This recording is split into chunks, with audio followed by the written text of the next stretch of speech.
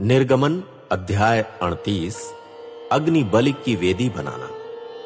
उसने बबूल की लकड़ी की एक वेदी बनाई जो 2 मीटर 25 सेंटीमीटर लंबी और 2 मीटर 25 सेंटीमीटर चौड़ी थी।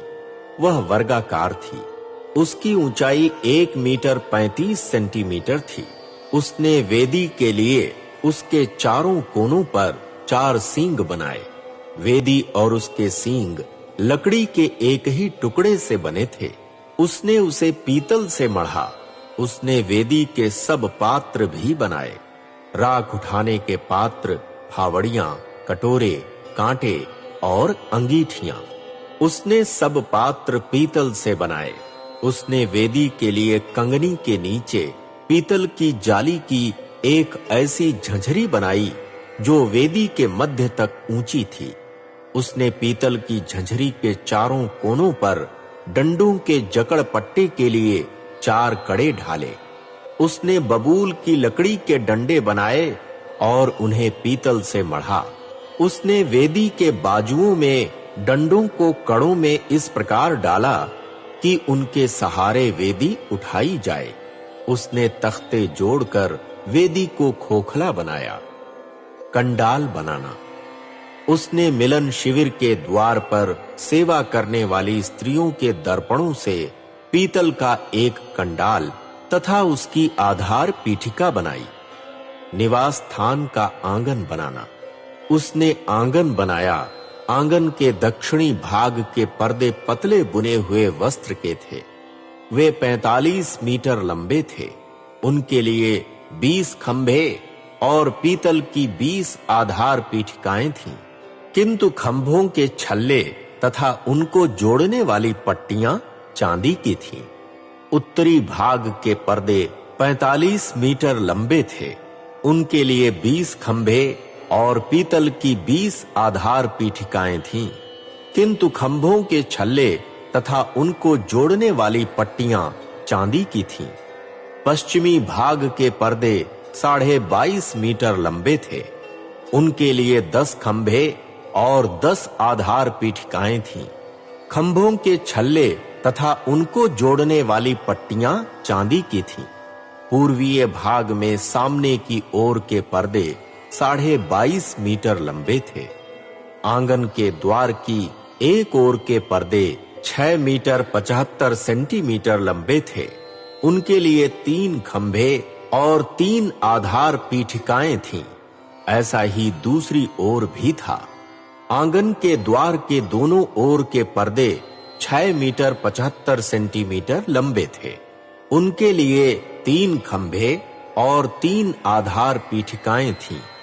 आंगन के चारों ओर के सब पर्दे पतले बुने हुए सूती वस्त्र के थे। खंभों की आधार पीठिकाएं पीतल की थीं, किंतु उनके छल्ले और उनको जोड़ने वाली पट्टियां चांदी की थीं। उनके मस्तक भी चांदी से मढ़े हुए थे। आंगन के सब खंभे चांदी की पट्टियों से जुड़े थे। आंगन के द्वार का पर्दा बेल बूटों से कढ़ा हुआ नीले, बैंजनी और लोहित रंग का पतले बुने हुए सूती वस्त्र का था। आंगन के अन्य पर्दों के बराबर उसकी लंबाई 9 मीटर, उसकी ऊंचाई अर्थात उसकी चौड़ाई 2 मीटर 25 सेंटीमीटर थी। उनके लिए 4 खंभे थे। उनकी 4 आधार पीठिकाएं पीतल की और उनके छल्ले चांदी के थे। उनके मस्तक पर चांदी मढ़ी हुई थी। उनको जोड़ने वाली पट्टियां भी चांदी की थीं। निवास स्थान और आसपास के आंगन के सब खूंटे पीतल के थे। पवित्र स्थान में प्रयुक्त धातु का विवरण। निवास स्थान अर्थात साक्षी पत्र रखने के स्थान की सामग्री का यह विवरण है। मूसा की आज्ञा के अनुसार पुरोहित हारून के पुत्र ईतामर के निरीक्षण में लेवियों के सेवा कार्य के लिए सामग्री की गणना की गई थी। जो आज्ञा प्रभु ने मूसा को दी थी, उसके अनुसार यहूदा कुल के बसलएल ने, जो ऊरी का पुत्र और हूर का पौत्र था, सब तैयार किया। उसके साथ दान कुल के अही सामक का पुत्र ओहोलियाब था। वह कुशल कारीगर, अभिकल्पी, पतले सूत से बुने हुए नीले, बैंजनी और लोहित रंग के वस्त्रों पर बेल बूटे काढ़ने वाला था। जो सोना पवित्र स्थान के निर्माण कार्य में, उसके समस्त कार्य में प्रयुक्त हुआ, जो भेंट के रूप में दिया गया, वह पवित्र स्थान की तौल के अनुसार लगभग 1002 किलो था। मंडली में गिने गए लोगों की भेंट में अर्पित चांदी पवित्र स्थान की तौल के अनुसार लगभग 3520 किलो थी। प्रत्येक व्यक्ति से, जिसकी अवस्था गणना के अनुसार 20 वर्ष से अधिक थी, कुल मिलाकर 6,03,550 व्यक्ति थे। पवित्र स्थान की तौल के अनुसार आधा सिक्का अर्थात प्रायः 6 ग्राम प्राप्त हुआ। लगभग 3,500 किलो चांदी पवित्र स्थान की आधार पीठिकाओं तथा अंतःपट की आधार पीठिकाओं को ढालने में प्रयुक्त हुई। एक आधार पीठिका में लगभग 35 किलो चांदी लगी। इस प्रकार 3,500 किलो से 100 आधार पीठिकाएं बनी।